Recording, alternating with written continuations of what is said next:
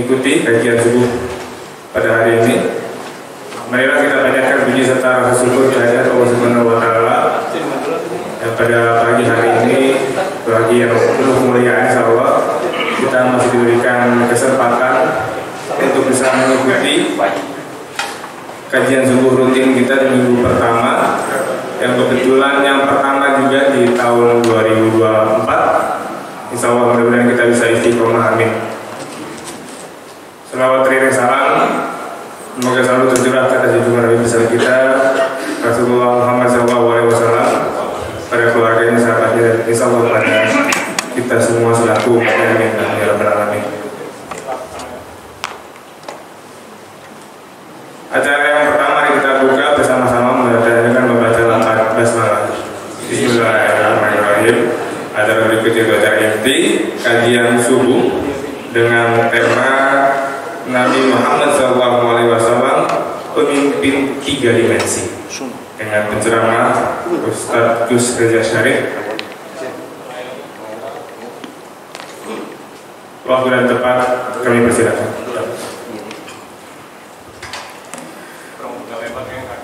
Bismillahirrahmanirrahim. Assalamualaikum warahmatullahi wabarakatuh. Alhamdulillahilladzi allafna baina qulubina fa asbahna bi ni'matihi ikhwana. Asyhadu an la ilaha illallah wahdahu la syarika lah wa asyhadu anna Muhammadan 'abduhu wa rasuluhu la nabiyya ba'dah. Allahumma shalli wa sallim ala sayyidina Muhammadin wa ala alihi wa sahbihi ajma'in, amma ba'd. Qala Allah ta'ala fil Qur'anil Karim, a'udzu billahi minasyaitonir rajim. Bismillahirrahmanirrahim. Kuntum khayra ummah ukhrijat lin-nas ta'muruna bil ma'ruf wa tanhauna 'anil munkar wa tu'minuna billah. Wa qala wal takum minkum ummatun yad'una ilal khair wa ya'muruna bil ma'ruf wa yanhauna 'anil munkar wa tu'minuna billah. Wa qala Rasulullah sallallahu alaihi wasallam, bada al-islamu ghariban fa sayaudu ghariban kama bada fatuba bil ghuraba. Sadaqallahul azim wa sadaqa rasulul karim. Jamaah Masjid Al-Barakah yang dimuliakan Allah Subhanahu wa taala. Alhamdulillah, atas izin Allah kita kembali bisa dipertemukan di dalam majelis ilmu. Semoga duduknya kita di sini, bersimpuhnya kita di sini mendapatkan kucuran rahmat dan barakah dari Allah Subhanahu wa taala. Ya, nanti kita akan sempurnakan dengan salat isya, akan menjadi sempurnalah kebaikan yang kita dapatkan di majelis kita pada pagi hari ini. Insya Allah kita akan bahas pagi ini materi tentang kepemimpinan, sebuah materi yang sangat tepat untuk dibicarakan dalam kondisi kekinian kita hari ini, baik kita sebagai warga negara Indonesia, tapi juga kita sebagai WNA, warga negara Allah. Jangan lupa Pak, kita ada dua status. Yang pertama adalah warga negara Indonesia, yang kedua adalah warga negara Allah. Sebagai warga negara Indonesia, kita punya kewajiban untuk bermuamalah, berinteraksi dengan pesan Nabi, dan juga adalah misi yang diberikan Allah kepada beliau adalah wa ma arsalnaka illa rahmatan lil alamin. Tidaklah kami mengutus Nabi Muhammad kecuali untuk menjadi rahmat alam semesta. Ayatnya jangan sampai dirubah atau ditukar menjadi rahmatan lil muslimin. Ini rahmatan lil alamin. Artinya rahmat itu harus dirasakan bukan hanya sesama orang Islam, tapi juga orang-orang yang di luar Islam. Bahkan tanaman, binatang pun merasakan rahmat daripada seorang muslim. Bahkan Ibu, memotong sembelihan hewan kurban saja itu tidak boleh tanpa rahmat. Di antaranya adalah persyaratannya harus menggunakan pisau atau golok yang tajam, karena kalau goloknya tidak tajam itu menyisa binatang itu, yang diselek satu kali tarikan langsung selesai. Sampai demikian. Bahkan Pak, kita melewati sebuah pekarangan yang tanamannya menjulur sampai di jalan raya, kita tidak boleh serta-merta langsung mematahkan dahan tanaman itu harus izin sama yang punya pohon. Bolehkah saya rapikan dahan ini yang mengganggu perjalanan seorang yang ada di jalan raya? Itu harus ada satu izin juga. Pesan Sayyidina Abu Bakar radhiyallahu anhu di antara 7 pesan harian kepada komandan Khalid bin Walid, salah satu di antaranya adalah, hai Khalid, sebagai komandan jangan pernah kau menghancurkan tanaman rakyat, tanaman masyarakat. Sampai demikian, luar biasa. Sebagai warga negara Allah sudah jelas tugas kita adalah wa ma khalaqtul jinna wal insa illa liya'budun, ibadah saja. Maka tidak bisa dibalik-balik, Pak. Ibadah tidak boleh kepada selain Allah. Sebagai warga negara Indonesia, kita tidak boleh beribadah pada siapapun. Kita hanya sifatnya adalah menjalankan fungsi sebagai warga negara. Kenapa pemimpin ini menjadi penting? Jamaah sekalian, yang pertama, Allah sudah memberikan satu isyarat, memberikan sinyal-sinyal seberapa pentingkah pemimpin. Pertama, kalau Bapak Ibu mengadakan sebuah safar perjalanan, misalnya dari Depok mau ke Bandung, atau dari Depok mau ke Bekasi, atau dari Depok mau ke Subang atau Cirebon dan sebagainya, berapapun jumlah orang yang hadir hari itu, yang berangkat pada hari itu, tapi kalau 2 kali agar nggak jadi dia tuh nggak bisa, harus dari sana ada yang gitu. Ya nggak apa-apa.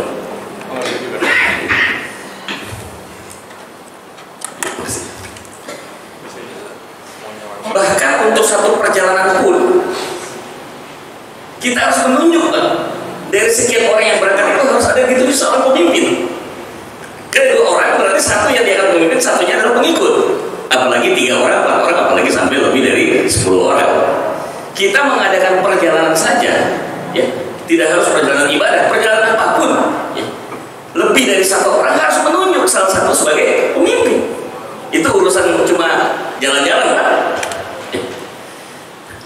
Lebih jauh lagi, seutama-utamanya seorang muslim, maksudnya pria, sholat yang terbaik itu sholat di masjid, ya, berjamaah itu. Sholat berjamaah kata Nabi, dia mendapatkan pahala di sisi Allah, balasannya Allah itu 27 kali lipat. Jadi hitungan di dalam Islam, hitungan di dalam perspektif Quran, tidak sama dengan hitungan matematik dan hitungan bisnis. Kalau hitungan matematik, Bu, kita belajar, anak-anak kita diajarkan 1 tambah 1 2, kan, Bu? Tapi kalau hitungan dagang, 1 tambah 1 11, Pak. 1 tambah 1 11, Pak. Mereka orang dagang itu pikir gimana caranya modal sedikit, ya untung gede kan gitu, 1 tambah 1 11. Tapi itu masih kalah, Pak. Hitungan Islam, hitungan Quran itu adalah 1 tambah 1 27, Pak. Kenapa 1 tambah 1 27? Pada saat kita sholat sendirian, tiba-tiba ditepuk bawah kita dari belakang, berubah statusnya, Pak. Dari sholat yang pribadi menjadi sholat berjamaah, langsung naik pahalanya 27 kali lipat. Ini luar biasa. Dan kalau kita bicara sholat berjamaah, apalagi di masjid, mesti ada 2 posisi. Di situ yang pertama adalah imam, Pak. Yang kedua adalah makmum. Apakah bisa disebut sholat jamaah kalau nggak ada makmum? Nggak bisa. Sehebat apapun imamnya hafiz Quran, 30 juz, bacaan Qurannya qiraah sab'ah, tapi nggak ada makmum, nggak sebut jamaah. Begitu pun sebaliknya, makmum tidak ada imam, tidak bisa disebut jamaah. Ini luar biasa. Isyarat itu sudah ada. Ketika Rasulullah wafat, bahkan beberapa saat sebelum beliau wafat, itu sudah memberikan satu isyarat-isyarat. Tidak boleh setelah beliau wafat itu kepemimpinan ada kekosongan di masyarakat muslim pada waktu itu. Di antara isyarat-isyarat yang terjadi adalah yang kita baca dalam sejarah. Yang pertama, Ibu masih ingat siapa yang diajak oleh Nabi Muhammad ketika hijrah ke Madinah? Abu Bakar. Kemudian yang kedua, di antara salah satu yang dinikahi, istri Rasulullah yang salah satu dinikahi adalah salah satunya adalah anaknya Abu Bakar, namanya Asma binti Abu Bakar. Kemudian Yang berikutnya, pada saat beliau sakit, siapa yang ditunjuk jadi imam? Abu Bakar. Ini sebuah isyarat bahwa nanti setelah aku meninggal, pilihlah Abu Bakar sebagai penggantiku. Itu bicara tentang kenabian. Jadi Bapak Ibu sekalian jamaah, kita nggak bisa memain soal pemimpin. Dan kalau kita bicara pemimpin itu, aturannya adalah geraknya itu dari atas ke bawah. Kalau bicara komunikasi, aturannya adalah bawah ke atas. Contoh, kalau kita bicara komunikasi, mestinya orang yang bijak mendengarkan dulu, menggali dulu, ya, kemudian dicerna, baru diputuskan. Dengar dari suara rakyat, dengar dari suara masyarakat, dengar dari suara umat, baru diputuskan. Kalau bicara komunikasi. Tapi kalau bicara soal perubahan, itu aturannya bukan dari bawah ke atas, Pak. Sangat tidak tepat ketika ada seorang mengaku sebagai pemimpin, dia mengatakan begini, tolong warga kelurahan Kukusan, tolong berubah supaya kelurahan Kukusan bisa lebih maju. Yang ngomong Pak Lurah, Pak, nggak didengar, Pak. Kemungkinan besar warga kelurahan Kukusan akan mengatakan, Pak Lurah, jangan ngomong berubah, Bapak dulu berubah, baru kami berubah, kan gitu aturan. Jadi jangan berharap yang di bawah, yang dipimpin itu berubah kalau si pemimpinnya nggak berubah, karena aturannya dari atas ke bawah. Saya mengingatkan dalam sirah Nabi yang itu dalam kitab As-Sirah An-Nabawiyah dikarang oleh Dr. Syahid Ramadan Al-Buti rahimahullah, disebutkan di situ tentang masalah tahallul. Salah satu di antara ritual haji dan juga umroh itu ada tahallul, mencukur sebagian atau seluruhnya rambut kita, Bu, ya. Ada perintah, Allah memerintahkan Nabi untuk mengajarkan tahallul kepada para sahabat. Apa kata Nabi? Bertahallullah kalian. Nggak ada satupun yang mau melakukan. Tidak ada satupun sahabat yang mau melakukan tahallul. Sampai Aisyah, oh maaf tadi saya selalu menyebutkan bukan Asma ya, Aisyah binti Abu Bakar. Aisyah bisik sama Rasulullah, ya Rasulullah, kalau kau cuma menyampaikan, mereka tidak mau melakukan. Jadi apa yang harus lakukan? Aisyah, kau contohkan dulu bagaimana cara tahallul, pasti mereka akan ikut. Benar yang dikatakan Aisyah, dicontohkan tahallul, baru para kaum umat Islam pada waktu itu mengikuti apa yang dicontohkan Rasulullah. Jadi memang contoh langsung dari pemimpin itu akan membawa perubahan yang sangat cepat terhadap yang di bawahnya. Ibu masih ingat, Bu, ada pepatah dulu kita diajarin orang tua kita, guru-guru kita masih kecil, guru kencing berdiri, murid berlari. Saya angkat lagi Pak levelnya, Pak. Kalau gurunya kencing berlari, muridnya gimana, Bu? Kencingnya menari-nari. Artinya apa? Kalau contohnya sudah buruk dari pemimpin, maka yang di bawah akan lebih buruk. Tapi kalau contoh yang dari pemimpin sudah bagus, maka akan bagus juga. Bisa dipahami seperti ini, Pak, ya? Jadi saya sebelum bicara isi, saya mau bicarakan dulu kenapa kita harus bicara kepemimpinan. Itu soal yang tidak bisa hindari. Bahkan juga dalam rumah tangga, Bapak dan Ibu sekalian, ada anak, ada bapak, ada ibu, ada suami, ada istri. Siapa, Bu, pemimpin rumah tangga? Suami. 70% kasus perceraian terjadi, salah satu analisanya adalah, Bu, tidak berfungsinya suami sebagai pemimpin dalam rumah tangga. Entah dia tidak berfungsi atau istrinya yang nggak nganggap suaminya pemimpin. Pergi arisan ngeloyor aja, Pak. Ya. Pergi belanja ngeloyor aja. Pergi arisan ngeloyor, nggak pakai izin sama suaminya. Bahkan ada yang sampai nginep pun tidak izin sama suaminya. Wah, ini udah mulai mahal. Seolah-olah dia lupa bahwa dalam rumah tangga ada pemimpin ya, siapa? Suami. Tapi kan, Bu, saya sebagai istri, gelar saya kan S3, suami saya SMA Jakarta. Nggak ada urusan. Mau istrinya S3, ya Bu, maaf ya Bu, istrinya S3, istrinya gaji 3 kali lipat dari suami, gitu kan, istrinya lebih populer, nggak ada urusan. Kalau dari rumah itu jabatan copot semua, Pak. Jabatan, gaji semua copot. Kenapa? Khidmat dari istri kepada suami. Pesan maaf, Bu, pesan saya maaf, pesan buat para ibu, para muslimah. Kalau ada pertanyaan, Gus, amalan apa yang paling gampang buat perempuan masuk surga? Saya kasih satu aja, Bu. Mendapatkan ridho dari suami, selesai, Bu. Ibu nggak usah, maaf ya, nggak usah terlalu pikirin ibadah yang aneh-aneh, bukannya nggak boleh ya, boleh saya silakan. Tapi kalau ibu udah dapatkan ridho suami, selesai. Kenapa? Ridhonya suami adalah surga. Sebaliknya kalau laki-laki, ridhonya seorang ibu adalah surga berarti. Al-jannatu tahta min aqdami ummahatikum. Surga itu di bawah telapak kaki ibu, bukan telapak kaki bapak ya. Tapi surganya para istri ada di suami. Jadi kalau istri sudah tidak mendapatkan ridho, yang tidak taat kepada suami, maka bencana rumah tangga itu. Jadi poin pertama kita sudah memahami bahwa persoalan kepemimpinan bukan persoalan yang sepele, bukan yang remeh-temeh. Ini persoalan yang sangat penting. Sehingga tanggal 14 Februari, Bapak Ibu sekalian, ada waktu yang sangat krusial, waktu yang sangat strategis. Saya tidak bermaksud mengarahkan Bapak dan Ibu sekalian, itu adalah hak Bapak dan Ibu sekalian. Karena katanya asasnya pemilu kan luber, Pak, langsung umum bebas rahasia. Tetapi saya hanya mengingatkan, apapun yang dipilih oleh Bapak dan Ibu sebagai calon pemimpin masa depan di Indonesia ini, Bapak dan Ibu akan diminta tanggung jawab di hadapan Allah Subhanahu wa Ta'ala. Kalau kita salah memberikan pilihan dan menimbulkan dampak kerusakan, ya, mudarat buat umat Islam khususnya, ya, dan warga negara Indonesia pada umumnya, kita ikut menanggung dosanya.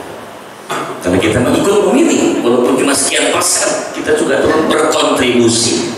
Apa kata Allah dalam surah Al-Maidah ayat kedua? Wa ta'awanu 'alal birri wat taqwa wa la ta'awanu 'alal itsmi wal 'udwan. Kita diperintahkan Allah bertolong-tolongan dalam kebaikan. Kalau yang baik-baik kita tolongin.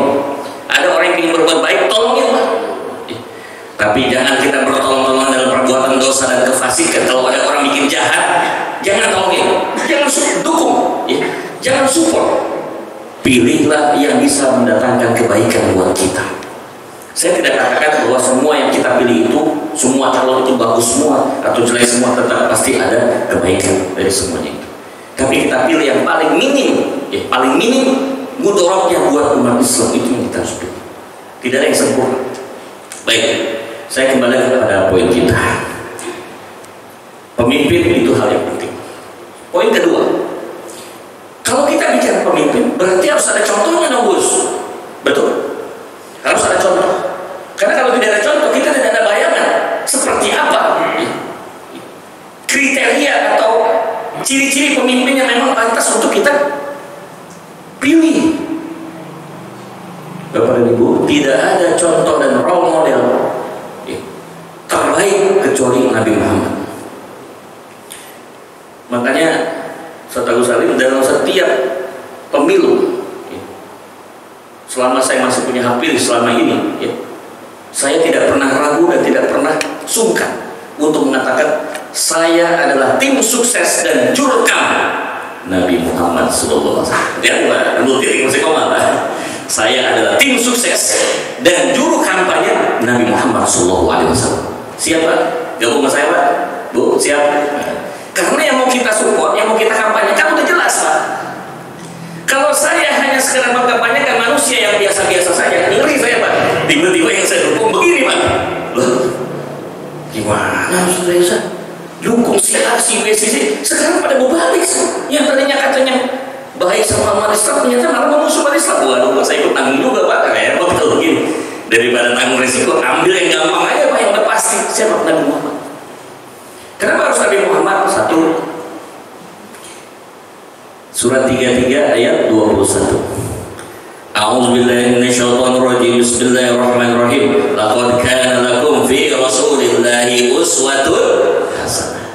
Jelas. Yang kedua, surat 68 ayat 4. Wa innaka la'ala khuluqin 'adzim. Sesungguhnya engkau wahai Muhammad benar-benar berada pada budi pekerti yang agung. Pak, saya contohkan diri saya sendiri aja Pak. Ya, kalau ngomong ke orang nggak enak. Kalau seorang Gus Reza, ya, diakui, ya, diberikan garansi oleh seorang wali kota, itu luar biasa Pak. Kalau saya ini diberikan pengakuan, garansi oleh seorang gubernur, nah, biasa Pak. Diberikan pengakuan oleh jenderal, biasa. Diberikan pengakuan seorang konglomerat, biasa.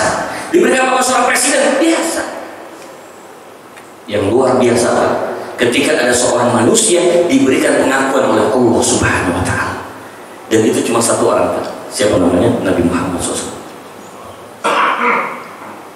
Ketiga, nggak bosan-bosannya khotib Jumat. Jamaah yang memperhatikan pasti tahu ya, antara khutbah satu khutbah kedua beliau mengucapkan satu kalimat. Di khutbah kedua juga disebutkan, masih ingat nggak Pak? Apa ya ayat yang dikutip oleh para khatib? Inna Allaha wa malaikatahu yusalluna 'alan nabi ya ayyuhalladzina amanu sallu 'alaihi wa sallimu taslima. Sesungguhnya Allah dan para malaikat mengucapkan salam penghormatan dan memberikan selawat untuk Nabi Muhammad. Bayangkan Bu, Allah pencipta Nabi Muhammad memberikan salawat dan salam untuk ciptaan yang bernama Muhammad. Malaikat pun juga demikian. Logika akal sehat Pak. Lah kalau Allah dan malaikat saja sudah memberikan penghormatan, pengakuan dan jaminan kepada Nabi Muhammad, masuk kita Pak sebagai pengikutnya nggak mau Pak. Kan saya Musa nggak masuk akal. Kalau kita punya tokoh-tokoh idola, pemimpin idola, ngomong apa? Tanggung Pak, sekalian aja Pak. Siapa pemimpin idola kamu? Nabi Muhammad, selesai. Nggak usah di kotak-katik lagi, nggak usah di riset lagi, nggak usah disurvei lagi, udah pasti. Elektabilitasnya berapa Pak? 100% ya. Kalau bicara bahasa politik. Mungkin kalau kita bikin survei, mau lembaga polling manapun, saya yakin ya, elektabilitas Nabi Muhammad 100%, nggak ada cacat Pak, nggak ada cacat. Ya, tapi kalau namanya manusia ada aja Pak ya. Inilah itulah gitu. Baik. Jadi poin kedua kita sudah sepakat pemimpin itu penting. Dan kalau bicara pemimpin penting, siapa contohnya? Contohnya adalah Nabi Muhammad. Makanya hari ini topik yang kita bicarakan adalah pemimpin Muhammad sebagai pemimpin 3 dimensi. Saya lebih dari 17 tahun berkiprah dalam dunia pengembangan SDM, khususnya motivasi. Nggak tahu-tahu Pak, sampai saya belajar sama seorang pakar motivasi di dunia dari Amerika. Tapi akhirnya saya menyimpulkan Pak, ujung-ujungnya cuma satu Pak, poinnya. Apa itu? If you want to be success, just follow the success person. Kalau Anda ingin sukses, gampang, ngikutin aja orang yang udah sukses. Mudah dipahami oleh orang awam. Bu, kalau kita mau sukses, ibu mau sukses sebagai seorang juru masak, ibu mau masak yang hebat, gampang Bu, ikutin aja chef yang udah terbukti Bu, ya kan? Kita mau bikin kuliner apa? Mau bikin warung, mau bikin rumah makan, ya sukses. Tiru aja masuk ke rumah makan yang udah sukses. Minta dia aja, Pak gimana sih Pak caranya? Bu, gimana sih caranya supaya rumah makan saya bisa sukses? Diajarin, kita terapin, jadi Pak. Sederhana. Anak kita Bu, supaya pintar gimana? Tanya sama orang tua yang anaknya murid teladan terus Bu. Bu, gimana sih caranya ngajarin anaknya bisa pintar begini? Ranking 1 mulu, murid teladan. Dia jadi kita terapin sama anak kita, jadi Pak. Itu maksudnya. Jadi pemimpin sepakat ya Pak, Bu. Kita udah nggak ada pikiran lagi.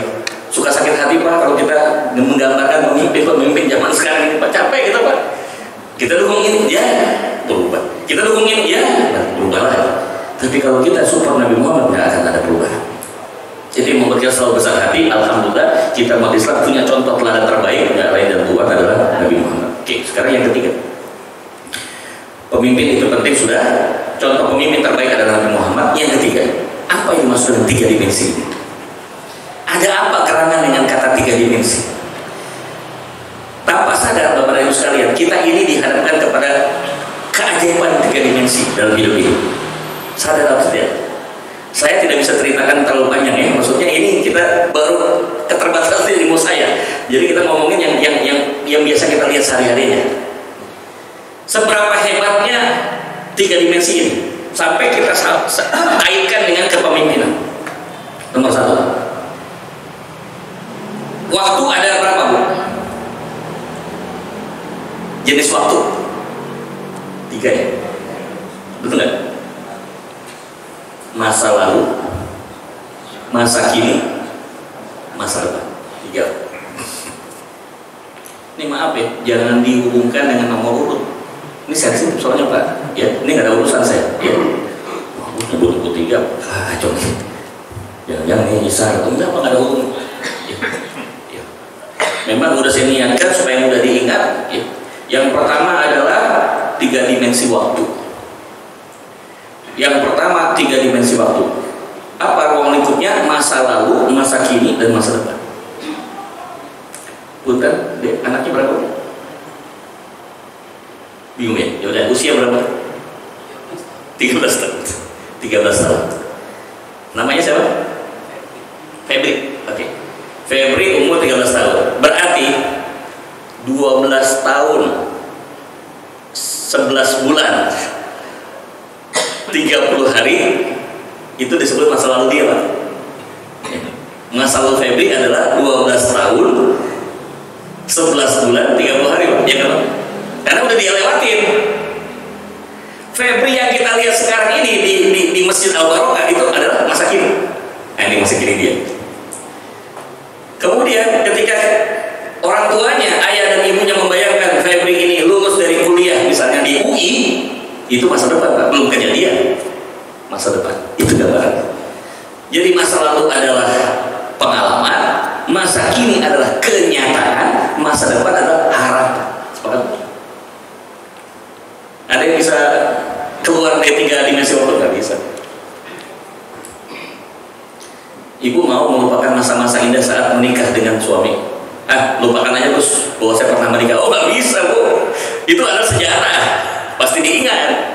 Musuh kita melupakan 17 Agustus 45 itu kan kemerdekaan kita, Pak. Mungkin kita juga walaupun kita nggak merasakan pada saat itu, kita bisa menghirup udara segar di Indonesia ini kan karena buah dari kemerdekaan, Pak. Kan gitu.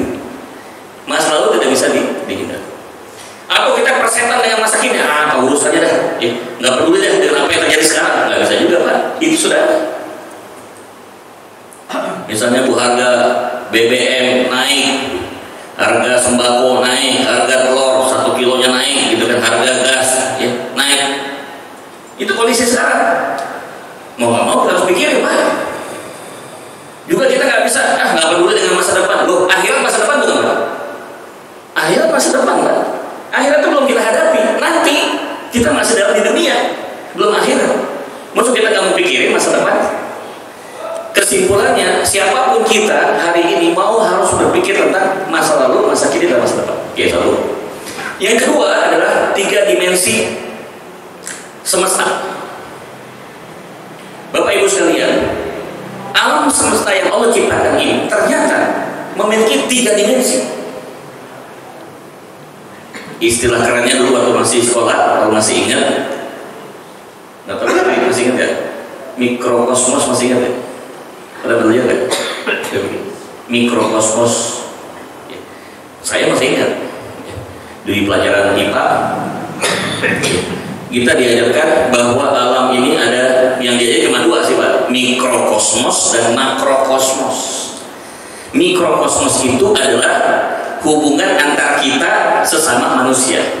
Saya dengan Ustaz Agus Salim, ya. Saya dengan Adinda Febri, saya dengan ibu-ibu, itu adalah mikrokosmos, hubungan antar manusia. Yang kedua adalah makrokosmos, hubungan antara manusia dengan alam. Hubungan saya dengan tanaman, hubungan saya dengan hewan, hubungan saya dengan hutan, hubungan saya dengan gunung, hubungan saya dengan kompleks perumahan, itu adalah makrokosmos. Hubungan saya dengan bumi, hubungan saya dengan bulan, hubungan saya dengan tata surya, itu adalah makrokosmos yang besarnya. Tapi satu yang dilupakan, padahal ini sangat penting untuk kita pikirkan, yaitu yang disebut dengan mahakosmos. Belum dengar apa ya? Mikro sih tahu saya, makro tahu. Nah, kalau mahal bagaimana mahakosmos? Itu sudah disebutkan Allah dalam Quran surat 7 Al-A'raf. Kalimatnya adalah summa stawa 'alal arsy. Pernah dengar Pak arsy? Arsy-nya Allah. Maaf, singgasananya Allah, tapi jangan membayangkan singgasananya kayak gimana, Pak. Enggak akan sama dengan apa yang kita pikirkan. Laisa kamitslihi syai'un. Jadi Allah itu berada di arsy, Pak. Suatu wilayah yang di ujung dari yang pernah kita pikirkan, ya. Jangan tanya Pak jaraknya berapa, saya juga nggak tahu, Pak. Ya. Bahkan Nabi Muhammad sendiri. Tapi Nabi Muhammad sudah kesana, Pak. pada saat apa? Isra dan Mi'raj. Sidratul Muntaha. Nah, yang disebut dengan maha kosmos, begini Pak. Saya membayangkan sekarang, jadi akan menjadi lebih jelas fenomena sekarang yang terjadi ya di Palestina, Gaza, kemudian yang ada di tanah air, yang ada di Ukraina, kemudian ada macam-macam ya, segala macam kerusuhan itu, mohon maaf, sederhana sebenarnya. Kalau kita bicara mikro dan makro, sentralnya mungkin ada di manusia. Manusia boleh bikin rencana, secanggih-canggihnya manusia terjenius, boleh bikin rencana yang hebat. Tapi Allah sudah katakan, wa yamkuru wa makaru wa makarallahu wallahu khairul makirin. Setiap orang boleh bikin tipu daya, rencana, strategi secanggih apapun, silakan. Tapi rencana Allah pasti lebih baik. Ini yang kita lupa sebagai umat Islam kepada ibu sekalian. Jangan patah hati, jangan patah arang. Apapun strategi yang dilakukan orang-orang yang tidak senang dengan umat Islam, silakan bikin, mau kita apa silakan, dengan duitnya, dengan sosial media silakan. Tapi kita percaya bahwa rencana Allah pasti lebih baik dibandingkan apa yang dilakukan oleh mereka. Bapak Ibu sekalian, jangan lupa, kontrol hidup di dunia boleh diklaim oleh sebuah negara atau seorang pemimpin tertentu, silakan. Kan ada yang sombong Pak, dunia ini di bawah genggaman saya, ada begitu Pak. Dunia ini di bawah kendali kamu, katanya Amerika, katanya Presiden Amerika, dunia di bawah kendali kamu. Superpower di dunia itu cuma satu, Amerika. Presidennya sekarang udah begitu. Maaf Pak, kita koreksi. Jangan takut dengan kendali dunia. Ada yang lebih hebat Pak, kendali seluruh alam semesta, Allah Subhanahu wa Ta'ala. Di mana tempatnya? Kalau di Amerika ada Pentagon Pak ya, markas pertahanan Amerika, tempat kumpulnya orang-orang pintar sana untuk menyusun strategi. Kita punya Pentagon yang lebih hebat. Siapa pengendalinya? Allah. Jadi saya mikir gini Pak, kok kita susah payah, capek-capek mikirin tentang kendali manusia, tapi kita nggak pernah berpikir untuk bercapek-capek, berlelah-lelah untuk melakukan pendekatan pada pengendali semesta. Contoh, maaf kata Bu, kalau kita sakit yang kebayang siapa Bu? Jujur aja Bu, pasti dokter, ya nggak Bu? Pas sembuh apa komentarnya? Untung ada Pak Dokter. Kalau nggak ada, saya sakit terus. Maaf Bu, yang menyembuhkan bukan Pak Dokter, yang menyembuhkan Allah melalui perantara dokter. Kita ikhtiar, tapi kesembuhannya bukan pada Pak Dokter, kesembuhannya bukan pada obat, tapi kesembuhannya dari Allah. Dan itu dibuktikan oleh Nabi Ibrahim dalam surat As-Suara. Apa bunyinya? Fa idza maritu fa huwa yashfi. Kalau aku sakit, Allah yang menyembuhkan. Ajarkan Bu anak-anak kita kayak gitu Bu. Bunda, alhamdulillah ya kita bisa tinggal di rumah yang nyaman, kita punya kendaraan yang nyaman. Berkat ayah yang bekerja, punya gaji yang besar, punya penghasilan besar. Oh maaf, bisa beli mobil, bisa beli rumah. Itu bukan karena duitnya dari ayahnya, bukan dari suami Bu. Allah yang memberikan harta itu melalui suami kita atau melalui orang tua kita. Banyak Bu, dokter spesialis jantung meninggalnya sakit jantung. Ada, lucu ya Bu ya, dokter spesialis jantung meninggalnya sakit jantung, padahal suka nasihatin, hati-hati Pak, jaga jantungnya Pak, jangan kolesterol tinggi, katanya begitu kan. Nanti bisa jantungan, kalau udah masuk serangan jantung bisa meninggal. Padahal ini dokternya spesialis jantung meninggal juga apa besoknya Pak. Artinya apa? Iya Pak, itu artinya kesembuhan bukan terletak pada dokter. Nah kalau dia bisa sembuhin, berarti kan dia nggak bawa sakit Pak. Tapi dokter bisa sakit, hati-hati. Ya. Jadi balik lagi, daripada kita menggantungkan pada manusia sebagai pengendali hidup kita, gantungkanlah kepada Allah Subhanahu wa Ta'ala. Di mana pusat kendalinya? Kalau bapak ada yang mau bisnis, pasti kepalanya apa yang dicari? Pemodal, betul? Susah terus kita mau bisnis nggak ada modal, repot kita. Barang sudah ada, tempat lapak sudah ada, modalnya belum ada, sewanya inilah itu segala macam. Yang kebayang apa? Orang kaya dipinjemin modal. Bahasa kerennya investor. Bangga bisa dekat sama investor. Kenapa? Siapa tahu dia minjemin duitnya ke saya, siapa tahu dia invest di bisnis saya. Lumayan, terus saya bisa bisnis. Maaf. Daripada kita capek-capek deketin investor yang punya uang, yang punya duit, yang punya modal, deketin sama yang maha kaya. Siapa? Allah. Saya kadang-kadang ini ngapain orang yang capek-capek deketin yang punya uang? Kenapa nggak deketin sama yang maha kaya, kan gitu? Tanggung amat gitu, Pak. Sekarang saya mau tanya, Pak, Bapak lebih suka dekat sama seorang misalnya lurah apa dengan wali kota, Pak? Lah pasti dengan wali kota, kan lurah kan di bawah wali kota gitu, Pak. Perintah wali kota selesai, lurah ngikut aja perintah dari atas, kan gitu, Pak. Tanggung. Ngapain dengan Bapak lurah? Dekat aja Pak wali kota sekalian. Ngapain dengan Bapak wali kota? Dekat aja Pak gubernur, kan gitu. Ngapain dengan Bapak? Dekat aja Bapak presiden. Lanjut lagi. Ngapain dengan Bapak presiden? Dekat aja yang menciptakan Pak presiden, kan gitu. Siapa tahu? Ini kadang-kadang ngapain gitu dekat-dekatin kayak begitu. Kita punya yang maha kok. Kita menjadi orang yang sangat tergantung. Nah, makanya tadi maha kosmos itu adalah kita dekat sama pengendali semesta ini. Itu yang kedua. Ketiga, dimensi ruang. Saya persingkat, ada dimensi ruang.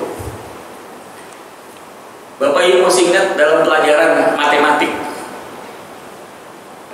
Ada gelas kan? Gelas minuman ada buat contoh? Nggak ada, gelas minuman gitu. Atau ada botol aqua atau apa yang bisa dimanfaatkan buat contoh? Nggak apa-apa itu buat minum saya juga. Maaf, ngerepotin sebentar. Ya, gelas apa aja ya?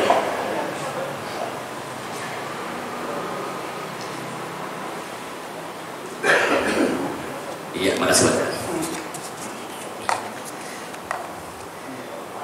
Ini adalah dimensi ruang. Bisa jadinya gelas ini ada 3 bagian loh Pak. Apa Pak? Pertama, ini apa Pak? Tinggi ya? Ini tinggi Pak. Ini tinggi. Kedua, lebar. Ketiga, panjang. Dimanapun yang namanya isi pasti melibatkan 3 unsur: panjang, lebar, tinggi. Ya, ini bangunan masjid ini ada 3 juga: panjang, lebar, tinggi. Kiri kanan lebar, depan belakang panjang, bawah atas tinggi. Sepakat Pak? Rumus matematik mengatakan panjang kali lebar kali tinggi adalah isi. Jadi Muhammad pemimpin 3 dimensi, ada artinya beliau itu dari sudut dimensi panjang, lebar, dan tinggi itu semuanya masuk Pak. Masuk. Panjang, lebar, dan tingginya. Ini yang saya mau bahas. Panjangnya apa, lebarnya apa, tingginya apa. Dan tidak ada bentuk yang paling bentuk geometris ya. Bentuk geometris istilah dalam matematik. Bentuk geometris yang paling sempurna kecuali kubus. Itu diakui para ahli matematik. Bentuk model matematik yang paling sempurna itu kubus Pak. Bapak Ibu yang sudah umroh haji boleh tunjuk tangan. Yang sudah umroh haji, bentuk apa Pak? Kubus. Allahu Akbar. Sempurna sesempurnanya bangunan. Itulah Ka'bah. Hampir semua sisinya sama, ke atasnya, ke sampingnya, ke luar biasa. Jadi nanti ada hubungan nih Pak. Apa hubungannya kubus itu dengan pemimpin 3 dimensi? Karena tadi kita bicara isi, panjang kali lebar kali tinggi. Berarti Muhammad 3 dimensi, ada dimensi panjang, dimensi lebar, dan dimensi tinggi. Apa dimensi panjang? Ini saya udah nyiapin sebenarnya, tapi nggak apa-apa. Nanti di-share aja, setahu saya. Nanti saya share PowerPoint-nya, saya share ke beliau, nanti beliau bisa sharekan ke jemaahnya.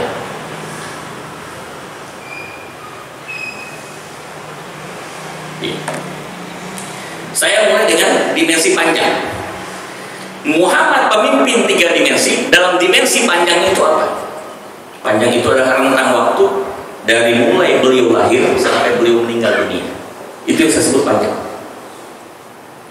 Tidak ada satu bagian perjalanan hidup dari sisi apapun yang dimiliki Nabi Muhammad melainkan semua ada pelajaran. Lahirnya saja udah ada pelajaran banyak, disebutkan dalam surat Ad-Duha. Alam yajidka yatiman fa'awa wa wajadaka dhallan fahada wa wajadaka 'ailan fa'aghna. Itu pelajaran semua. Saya kutip satu aja, Bu. Kenapa Nabi Muhammad dilahirkan dalam kondisi yatim? Kan Allah yang punya rencana. Kebayang nggak, Bu? Misalnya Nabi Muhammad waktu lahir ayahnya masih ada. Wah, itu lain lagi ceritanya tadi, Pak. Kalau ayahnya masih ada, lain lagi ceritanya. Apa komentar orang kafir Quraisy? Muhammad bikin Quran itu mah kata-kata bapaknya diambil gitu. Kan bapaknya masih diajar sama bapaknya. Nah, ini bapaknya meninggal. Dari mana beliau belajar?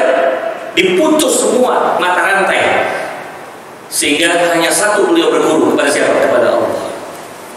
Dia tidak boleh berguru pada siapapun. Dia hanya boleh berguru kepada Allah. Maka diputus semua orang-orang yang terdekat. Ini kan luar biasa. Saya belum menganggap ini sebagai sebuah tesis ya, tapi dari beberapa fenomena yang saya lihat, nggak tahu benar 100% ya, Bu, tapi ini kayaknya ada benarnya juga. Saya mau konfirmasi sama ibu juga, Bu, benar nggak, Bu? Rata-rata anak-anak yang dibesarkan dalam kondisi yatim, anak-anaknya sukses, Pak. Anak-anaknya sukses, Pak. Betul nggak, Bu? Maaf, bukan berarti saya doain ya supaya ibu cepat-cepat bapaknya pada mati lah, kan? Banyak anak saya sukses, nggak begitu juga. Rata-rata, Pak. Apa hubungannya, Bos? Ketika anak itu lahir yatim, dia tidak punya ketergantungan kepada orang tua. Hari ini Pak, anak kecil ribut sama temannya, entah aku bilang sama bapak pegul, kan ujungnya bapaknya pengen jadi bemper, Pak. Ribut sama teman yang disangkutin orang tua kan gitu, ditegur sama guru di sekolah, lapor sama bapaknya, Bu Guru, rapor ini nggak dibikin bagus, saya laporin sama bapak saya jenderal. Oh, gitu kan gitu, Pak. Nah, aku ngakunya begitu. Ini salah satu rahasia. Kita nanti bahas dalam lain kesempatan ya. Yatim banyak sekali hikmahnya kenapa beliau diyatimkan. Nggak lama setelah itu dia, ibunya meninggal, harus disusui kepada Halimatus Sa'diyah. Ya. Itu banyak kasus. Jadi yang pertama, Muhammad dalam dimensi panjang ini bicara soal dimensi dakwah. Perjalanan beliau sejak lahir sampai beliau wafat semua ada penuh nuansa dakwah. Tidak ada yang tidak ada pesan-pesan dakwah. Semua punya pesan dakwah. Jadi sebenarnya Ustaz Abu Salim harusnya sebenarnya para dai dan khatib itu nggak pernah kekurangan materi. Materi kita mau bahas dari Nabi lahir sampai wafat aja itu masya Allah ilmunya udah berjilid-jilid, nggak akan kurang-kurang materi. Dimensi dakwah ini yang pertama. Di mana dimensi dakwah Nabi Shallallahu Alaihi Wasallam itu tergambar dalam Quran surat Al-Anbiya ayat 107.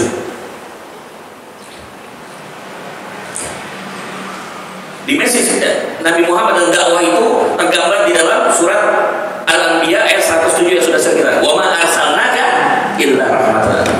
Semua perjalanan Nabi itu penuh dengan nuansa rahmat Allah Subhanahu wa taala. Bukan hanya buat kita manusia, bukan hanya umat Islam, tapi alam semesta. Yang kedua surat 12 ayat 108, Yusuf ayat 108. Wa anna hadhihi siratal mustaqim fattabi'uhu. Inilah jalanku yang lurus, ikutilah jalan itu. Jadi ini pertama, Bapak Ibu sekalian, siapapun yang menjadi pemimpin khususnya di Indonesia, jangan lupa jadikanlah teladan Nabi Muhammad SAW. Pertama dalam dimensi dakwah. Artinya apa? Ini bicara kalau bahasa politiknya apa? Track record. Jangan pilih orang apa yang kita lihat hari ini, Pak. Lihat perjalanan hidup. Ibu kalau nyari mantu gimana, Bu? Bu, kenapa Bu diterima lamaran calon mantu? Anak ibu anak perempuan, ini yang mau lamar laki-laki. Habis ganteng, Bu, satu. Tuh, ganteng. Ibu udah terpesona tuh, ganteng kan cuma kelihatan segini di depan doang, Bu. Terus apa lagi, Bu? Keren. Datang aja pakai mobil bagus. Terus ketiga, manajer. Oh, kenapa kok manajer? Gajinya gede. Kalau ibu menilai patokan itu bisa kecewa bu nanti. Kenapa? Sekarang itu semua bisa tipuan ya. Iya bu. Ternyata Pak Usut punya usut, mobil pinjaman gitu. Ya, dan jasa sama dasi juga pinjam gitu kan. Gantengnya juga bisa dipermak. Ya hari ini ibu yang namanya perempuan, apalagi pakai ini, pakai handphone ngirim fotonya, itu pakai filter bisa bu. Nah sekarang ada AI, ada capres yang tampaknya udah kayak anak kecil kan, di bannernya itu kan, pakai AI itu pakai artificial intelligence, bisa dirubah sekarang. Apa yang harus dirubah pakai AI ini bisa. Jadi yang aman nih bu, kalau mau kita cari mantu bu, jangan lihat yang kita lagi datang ke tempat kita, ini mesti teliti. Sejarah dia waktu dulu sampai sekarang tuh bagaimana? Oh, ngetesnya gimana bos? Gampang bu. Adek di mana tinggalnya? Di komplek ini bu. Oh iya. Alamatnya ini deh. Bu cek bu, suruh informan. Ya, ibu tugasnya seseorang yang bisa dipercaya ngecek rumah dia. Gimana? Bu lapor bu. Ternyata rumahnya di gang sempit. Takutnya katanya mau rumahnya gedong nih. Nah tuh bohong kan? Satu. Kedua, katakanlah rumahnya bagus, tes di tetangga. Pak ini rumah sana. Itu kontrakan. Oh dia mau kontrak. Maaf Pak. Kontrak. Ngaku rumah dia padahal kontrak. Ngaku-ngaku kita mau jadi calon mantu, gitu kan? Ngetes. Tanya ke DKI. Kedua, tuh DKI-nya bagus kan? Terus salim. Tahu si ini nggak si fulan? Gimana? Maaf, minta informasi yang jelas. Dia itu tidak disukai jamaah, orang yang pelit, ya, jarang sholat. Nah, udah kan bu, jelaskan bu. Ibu mau terima yang begini calon mantu? Nggak kena. Itu bicara cuma calon mantu pak. Ini mau calon presiden pak. Maksud kita lihat dengan cuma di sosial media, cuma gara-gara lihat bannernya doang. Itu nggak bisa dibuat pak. Yang dilihat apa? Track record. Dari sejak lahir bagaimana siapa orang tuanya, ngedidiknya cara apa, kemudian bagaimana cara dia didik anaknya kayak gimana, kan cermin bu. Lah kalau anaknya pada nggak beres, ya kan udah cermin, orang tuanya nggak beres juga dong, iya nggak? Anak kan cermin gitu. Walaupun kadang nggak adil juga kalau anaknya bagus, siapa dulu bapaknya gitu. Kalau kita yang jelek betul ya ibunya, kan dia nggak benar juga. Ya, ibu tersinggung ya bu ya. Kurang aja nih suami gue nih, gitu yang baik, jadi yang kalau buruk ibunya ditanyain gitu kan.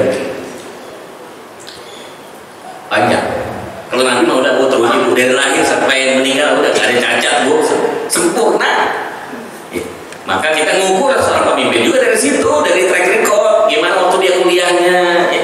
Ijazahnya benar atau enggak kan gitu bu. Ya. Nah kalau udah dari sekolahnya udah banyak nggak bohong juga bagaimana nanti kita mau bisa jadi pemimpin gitu kan? Jelas ya satu. Yang kedua, dimensi lebar. Lebar itu kiri kanan.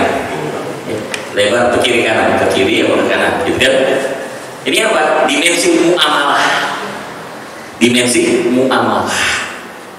Muamalah itu hubungan antar sesama manusia. Nabi itu, cara dagang Nabi, Masya Allah. Ini perlu ada bahasa tersendiri. Nabi Muhammad sebagai pedagang seperti apa? Tapi kita ambil cuplikan sedikit aja ya. Beberapa poin-poin penting yang diajarkan Nabi tentang cara berdagang. Nomor 1, tidak menjual barang yang cacat. Itu Nabi Pak.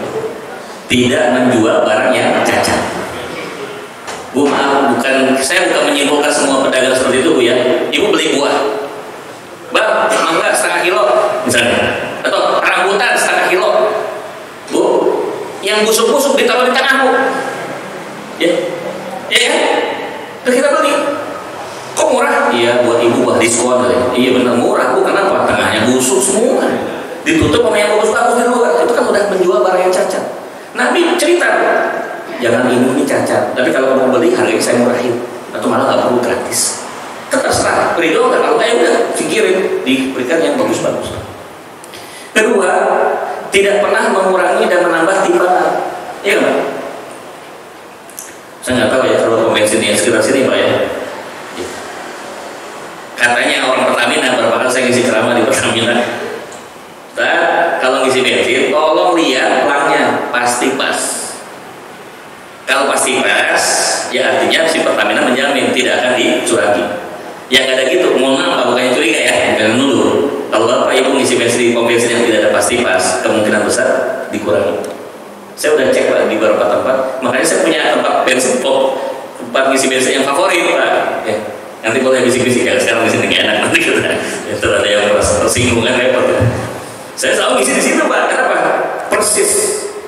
Karena begitu saya juga melakukan ngisi dengan jumlah yang sama, ya, dengan harga yang sama. Loh kok di ini kan ada indikatornya Pak? Loh, kok cuma segini?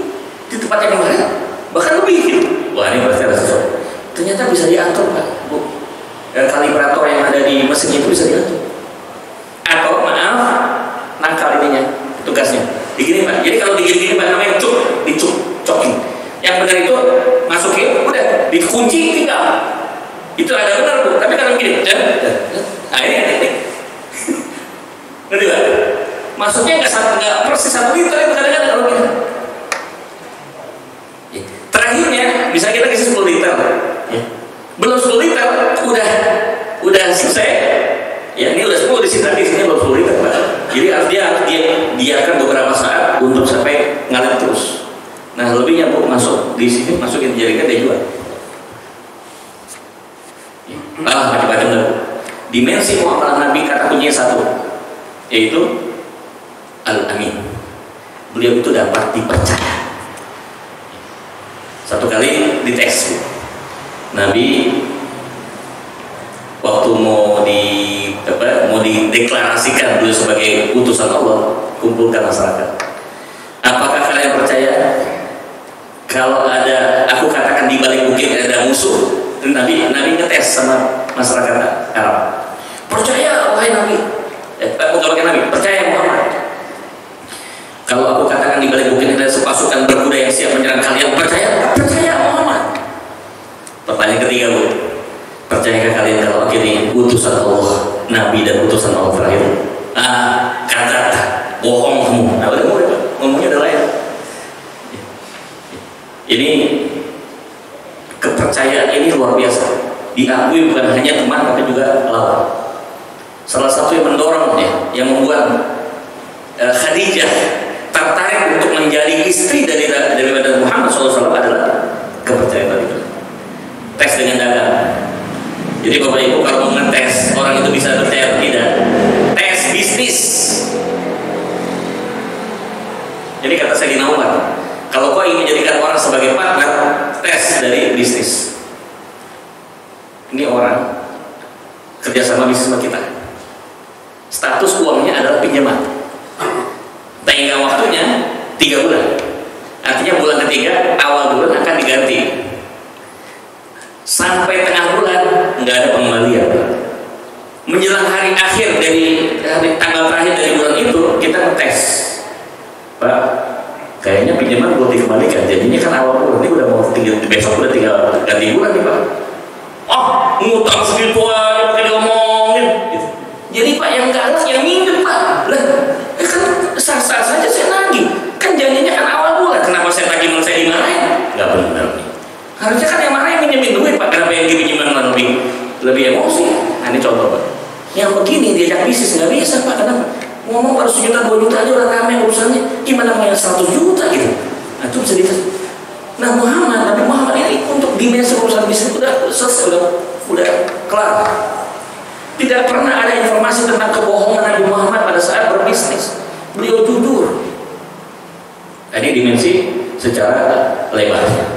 Dimensi tinggi atas bawah, dimensi vertikal yaitu dimensi ibadah. Dimensi ibadah. Seperti apa dimensi ibadah? Saya nggak mau panjang-panjang, waktunya sudah terbatas juga. Mungkin nanti kita diskusi ada. Harus ditanya jawab boleh? Wah, udah berapa menit lagi saya punya waktu? Ini berapa menit lagi saya? 10 menit lagi ya? Dimensi yang ketiga, dimensi vertikal, dimensi ibadah. Ini kita dengerin komentar daripada Aisyah. Inilah salah satu hikmahnya.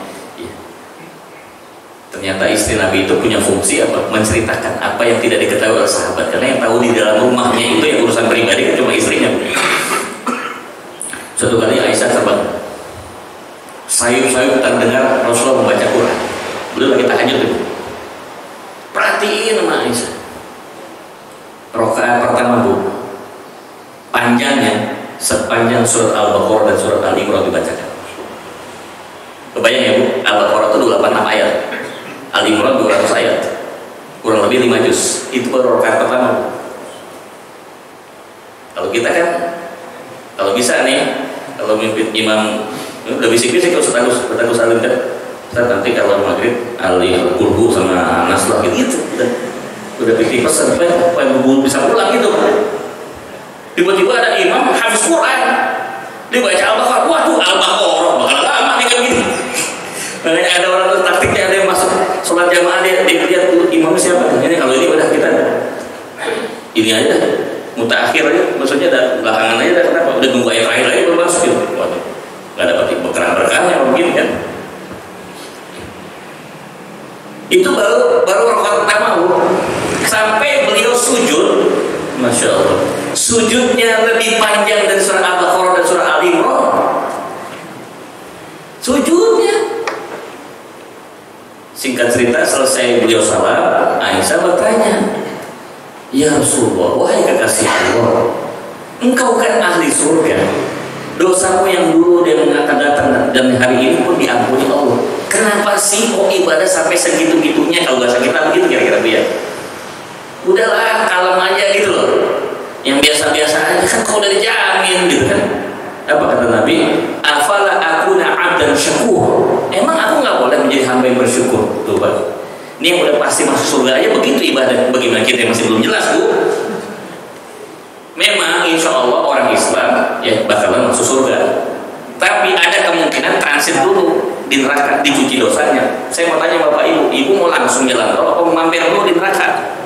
Nah kan kita ingin langsung semua Pak. Nah kalau langsung jaminannya adalah untuk orang bertakwa.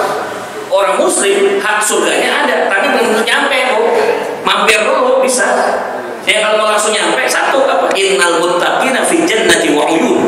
Orang bertakwa udah pasti masuk surga. Jadi orang bertakwa baru aman. Kalau sekarang muslim belum cukup. Tiket udah ditekan, belum nyampe.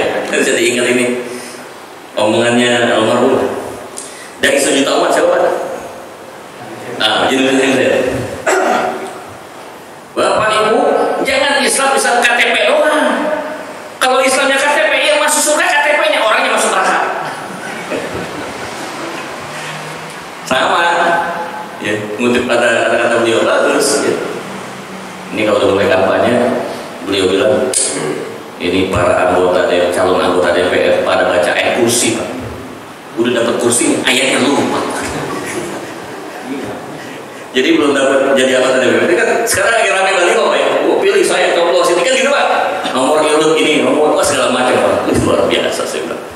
Modalnya berapa itu ya? Belum menang juga Pak. Ada yang sampai jual sawah, jual ini, jual segala macam belum tentu. Stres Pak. Banyak yang masuk rumah sakit jiwa habis itu. Kenyataannya gitu. Terus ya, jadi dimensi yang ketiga adalah dimensi ubudiyah. Marilah kita mencoba untuk meneladani beliau. Baik, saya persingkat saja. Dimensi dakwahnya adalah dimensi yang bersifat rahmatan lil alamin. Dimensi muamalahnya adalah al-amin, dapat dipercaya. Dimensi ibadahnya adalah khataman nabiyya wa rasulah. Beliau ini sebagai seorang hamba Allah yang senantiasa mengabdi kepada Allah dengan cara yang Masya Allah luar biasa. Baik, saya mau kunci dengan Ka'bah karena saya sudah janji. Bangunan yang paling sempurna adalah Ka'bah. Ada panjang, ada lebar, ada tinggi. Pernah nggak kita bertanya, kenapa orang itu rindu Ka'bah? Maaf bangunannya kan nggak terlalu mewah, warna hitam, ada bordiran emas, jadi gitu aja Bu. Nggak kita sedang ke istana megah kan Bu? Pernah nggak Bu tanya sama diri sendiri, kenapa ya kok saya rindu mau ke Ka'bah? Bahkan kalau yang udah pernah umroh atau haji, berasa ya Pak? Yang umroh siapa Mas namanya? Ya, waktu turun dari hotel di Mekah, dari jauh dari Ka'bah, berasa nggak Pak? Dia tahu, Allah, ya di Ka'bah, Makin dekat makin berasa getarnya. Itu apalagi kita udah dekat dengan multazam. Allah, udah susah untuk dibayangkan. Tuh kita udah 2-3 kali umroh, pingin lagi ya, saya pingin lagi umroh, pingin lagi umroh. Kenapa tuh? Pernah nggak kita bertanya, apa yang bikin rindu Ka'bah? Padahal bawahnya sederhana begitu. Ternyata usuk punya usuk, Pak. Allahu Akbar. Ini sudah diteliti oleh seorang ahli. Ka'bah ini kan punya titik tengah, Pak. Punya titik tengah, sentral. Ka'bah itu ada titik. Ini kalau di Ka'bah ini kan ada titik tengahnya, Pak. Kita tawaf. Tawaf itu nggak pernah berhenti, Pak. Kapanpun, 24 jam tidak pernah berhenti yang namanya orang tawaf. Terus, Pak. Mau sedikit mau banyak, terus tuh. Nah, titik tengah dari Ka'bah itu kita tarik vertikal ke atas. Ini saya belum ngetes, belum ngecek, tapi ini kita yakin aja dengan apa yang disampaikan oleh para ulama. Ini kalau ditarik titik tengahnya, Pak, ketemunya di mana, Pak? Ketemunya di titik tengah Baitul Ma'mur. Baitul Ma'mur itu adalah semacam Ka'bahnya tapi yang ada di sana, di atas. Bentuknya beda, nyatanya saya belum pernah ke sana juga, Pak. Jadi Baitul Ma'mur itu untuk apa? Tempat tawafnya para malaikat. Jadi sejalan dengan para jamaah umroh atau haji yang tawaf itu di Ka'bah, itu barengan, Pak, dengan para malaikat yang juga nggak pernah berhenti tawaf di Baitul Ma'mur. Percaya dengan hukum induksi, Pak, dan hukum elektromagnetik. Induksi, kalau kita mendekatkan ya magnet kepada benda tertentu, itu akan tarik-tarik, Pak. Ada efek. Bantu saya baru mendapat jawaban. Oh benar. Kenapa kita tuh rindu dengan Ka'bah? Semacam Ka'bah ini punya magnet. Kita pinginnya dekat aja gitu kan. Bahkan kata Nabi, dan contohkan Nabi kalau kita mau doa yang bagus itu sampai dicontohkan Nabi megang ini, Pak, megang dinding daripada Ka'bah yang ada di Multazam. Multazam itu antara pintu Ka'bah dengan Hajar Aswad. Itu tempat yang paling mustajab disebut Multazam, antara Hajar Aswad dan pintu Ka'bah. Nempel, Bu, pegang tangan kita di dinding Ka'bah sambil doa. Itu yang dicontohkan Rasulullah. Ya sahabat bilang tuh, itu Nabi kalau lagi doa kayak begitu. Kenapa? Bukan mutar rombong, nempel di Ka'bah. Berarti getarannya luar biasa, magnetnya luar biasa. Oh benar terjawab. Karena malaikat pada tawaf di Baitul Ma'mur bareng sama kita, maka induksi kekuatan dari gaya itu nyampe ke bumi, Pak, dan itu nyampe dengan kita. Makanya kalau orang paham betul tawaf itu dengan baik, balik ke tanah air, dia akan mendapatkan hadiah berupa jazabiyah. Bapak tahu nggak jazabiyah? Karisma dan wibawa. Buat kita umat Islam tidak pernah membangun karisma wibawa dari jabatan, uang, gelar, bukan. Karisma seorang muslim mukmin itu karismanya adalah dari kekuatan ruhani. Nah, orang yang habis tawaf dengan benar, dia paham betul masalah itu, dia memahami, dia balik ke tanah air, dia akan penuh ruhnya, dan akhirnya mewujudkan karisma. Pernah nggak Bapak Ibu melihat seseorang, mungkin nggak kenal, tapi begitu ketemu orangnya, Masya Allah, kagum. No, pernah nggak? Ya. Apa Bu? Padahal mungkin penampilan biasa, tapi dia kayak punya karisma, ada aura. Nah itu Pak, di situ ruhani. Bukan aura selebritis ya Bu ya. Lain lagi nanti paham ya. Jadi cara minat, saya pribadi maaf bukan membesar-besarkan. Ya kan saya nggak usah sebut orang, nanti persepsinya bisa berbeda. Waktu itu saya bawa anak saya, jadi ada muktamar ulama sedunia, Pak. Kebetulan saya panitia di situ. Kesempatan ketemu ulama-ulama sedunia kan, Pak. Saya waktu bawa anak saya yang ketiga, yang laki masih kecil, saya gendong. Sunnahnya kan Bu, kalau kita punya anak kecil ada orang soleh minta didoain kan, sambil diusap-usap. Saya lihat, ini kok ada seorang syekh beda sedikit Pak penampilan, pakai gamis putih, ya. Terus dia penampilan sederhana, tapi saya merasa tuh kayak ada getaran khusus ya, ada karisma tersendiri beliau dibanding yang lain, delegasi ulama yang lain. Saya deketin beliau, makin mendekat aku merasa, kok jadi dekat begini, makin dekat, saya nggak kenal. Saya cium tangan beliau, kemudian saya minta pakai bahasa Arab, tolong doain anak saya. Dia sambil berdoa sambil pegang dia punya anak saya didoain. Subhanallah, sampai sekarang kita merasakan doa itu, dan hasilnya anak saya, Masya Allah, banyak sekali keberkahan yang izin Allah lewat wasilah beliau. Apa penyebabnya? Oh ini, mungkin kekuatan rohani ini membuat dia punya karisma dan wibawa di hadapan manusia. Mungkin orang itu tidak perlu punya follower banyak pada Instagram. Orang kayak gitu justru malah nggak kelihatan Pak. Ya mungkin bukan orang yang populer. Kalau sekarang ini apa tuh Ustadz YouTube? Pokoknya kalau di subscribe-nya paling banyak udah itu populer. Kita nggak ke situ. Aura itu nggak dibangun dari followersnya, dari jumlah subscribe bukan. Ya kita karena bukan Ustadz YouTuber, ya. Bukan Ustadz Google, tapi bagaimana kita membangun karisma itu dari hati kita. Baik, sementara itu dulu yang saya bisa sampaikan. Mohon maaf kalau ada kurang lebihnya. Memang terbatas ya, tapi di lain waktu kita bisa sambung pada kesempatan yang berbeda. Saya kembalikan kebijakannya kepada pembawa acara. Lebih dari kurang Wassalamualaikum warahmatullahi wabarakatuh. Waalaikumsalam warahmatullahi wabarakatuh. Terima kasih Ustaz Gus Reza Syarif atas paparannya. Semoga kita